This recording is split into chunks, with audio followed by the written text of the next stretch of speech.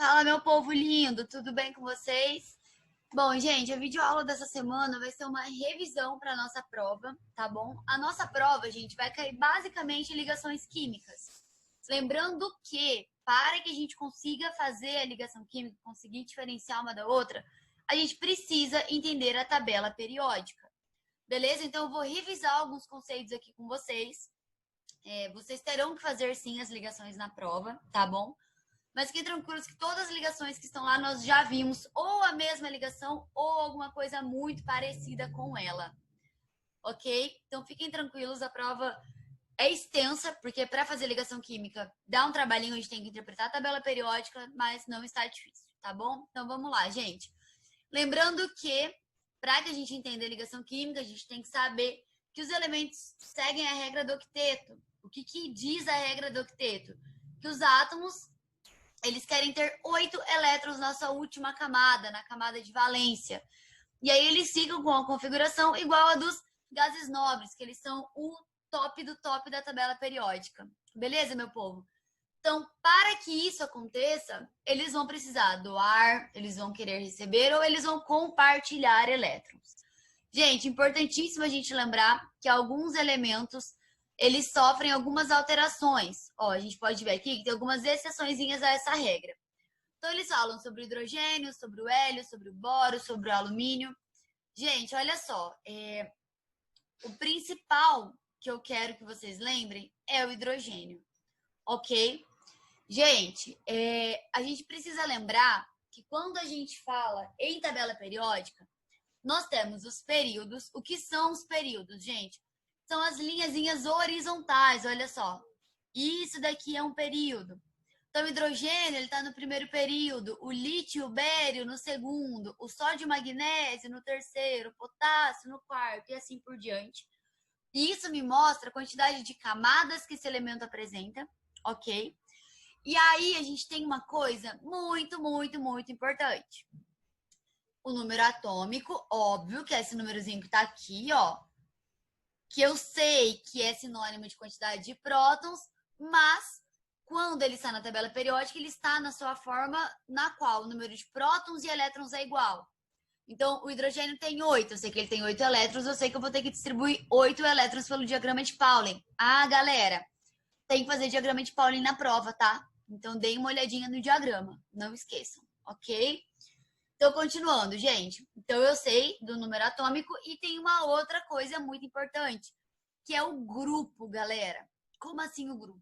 Vocês estão vendo esse 1A, 2A, 3A, 4A? Então, e aí tem o grupinho do B também, né? Isso quer dizer que o determinado elemento vai ter este número de elétrons na sua última camada. Ou seja, gases nobre, família 8A. Então, eles têm 8 elétrons na sua última camada.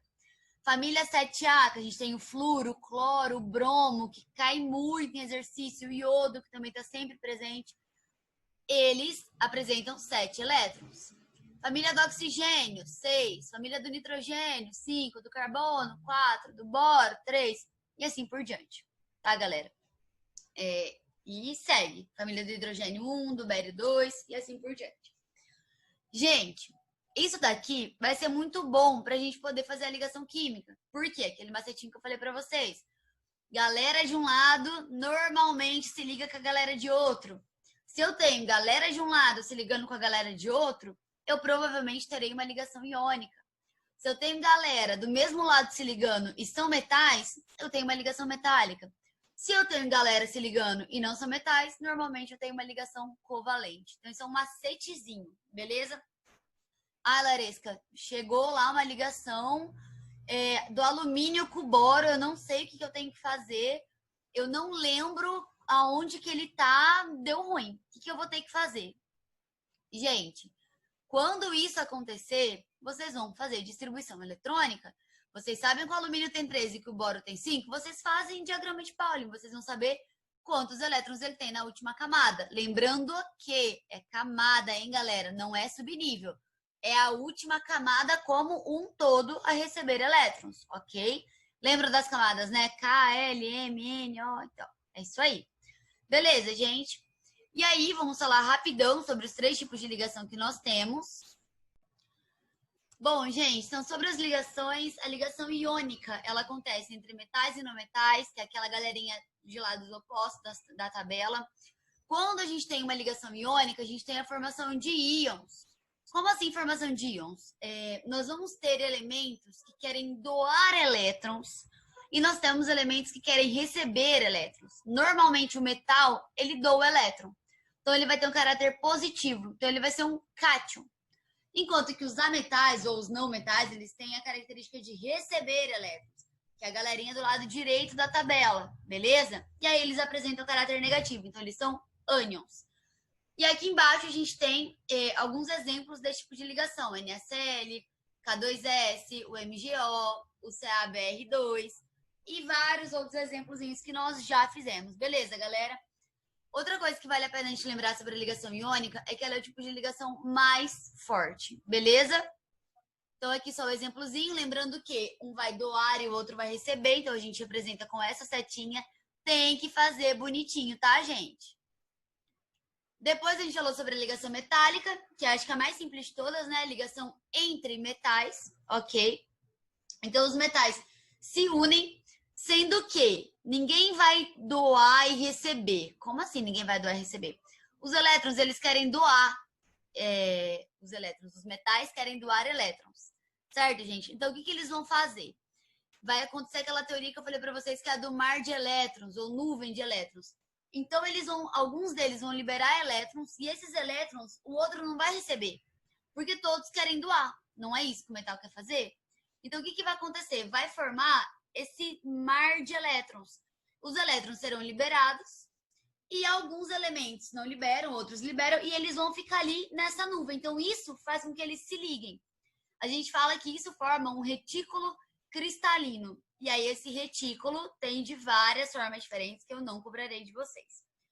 Gente, outra coisa importante é que a ligação metálica, esse mar de elétrons, é o que gera a característica dos metais, como a alta densidade, o ponto de fusão e ebulição alto, a grande condutibilidade térmica e elétrica que eles apresentam, e assim por diante. Beleza, gente?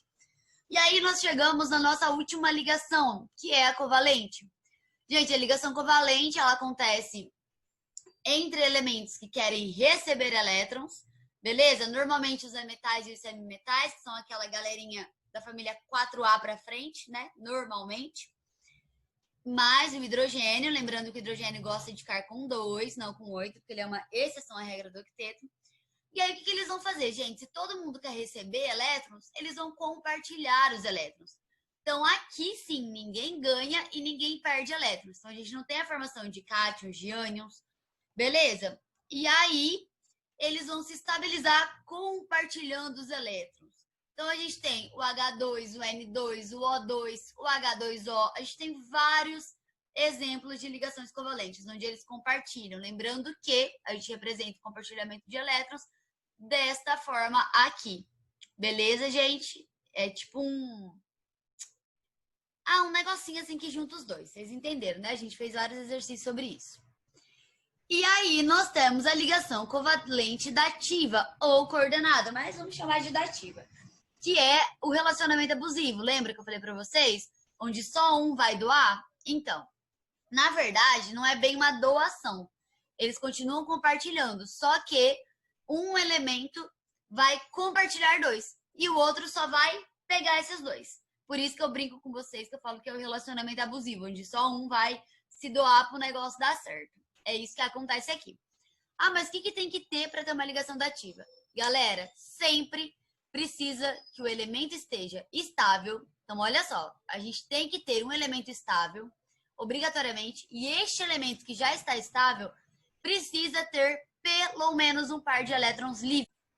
Gente, então a ligação dativa, ela nunca vai acontecer entre dois elementos. Precisa de pelo menos 3. Um ótimo exemplo disso é o SO2 e o O3. O O3 faz uma ligação coordenada e uma ligação, uma ligação covalente e uma ligação covalente dativa. Beleza, gente, nós fizemos também bastante exercícios sobre isso. O HNO3 é outro exemplo onde a gente tem uma ligação dativa acontecendo. E aí a gente tem vários outros exemplos. Beleza, gente? E aí depois nós fizemos alguns exercíciozinhos mas dessa parte era isso que eu queria relembrar com vocês. Gente, vale a pena a gente dar uma olhadinha no diagrama também, vou colocar aqui para vocês.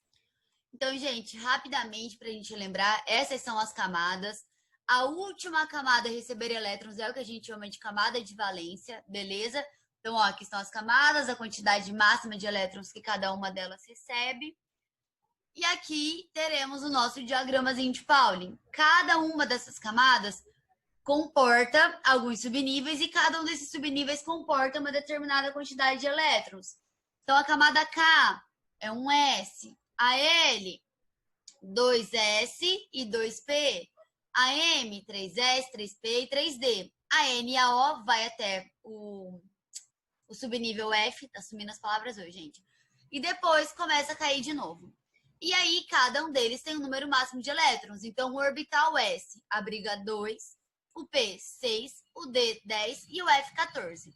Gente, abriga até essa quantidade, beleza? Então, aqui, ó, tem uma distribuiçãozinha.